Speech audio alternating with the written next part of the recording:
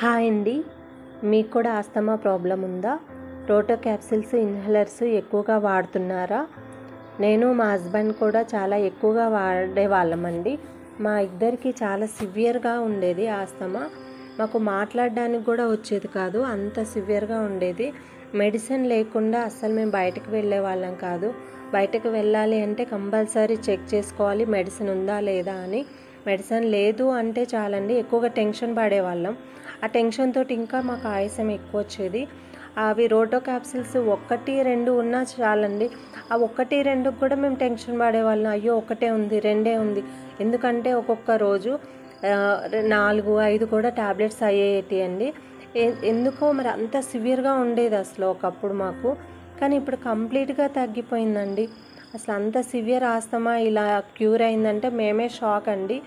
అసలు మేము వాడిన హోమ్మేడ్ రెమెడీస్, టిప్స్ తోటే చాలా క్యూర్ అయిపోయిందండి. అది నేను మీతో షేర్ చేసుకుందామని ఈ వీడియో తీస్తున్నానండి. మీరు తప్పకుండా ఈ వీడియో చూసి ట్రై చేయండి. మీ ఆస్తమా మ్యాక్సిమం క్యూర్ అయిపోతుందండి. అంటే ఒక్కసారి క్యూర్ అవ్వదు, మీరు మెల్లిమెల్లిగా ట్రై చేస్తూ ఉండండి. మీకు డెఫినెట్గా మీకు రిజల్ట్ మీకే తెలుస్తుంది. అయితే దీనికి కావాల్సిన ఇంగ్రీడియంట్స్ అండి: పుదీనా, వెల్లుల్లి, జీలకర్ర, మునగాకండి.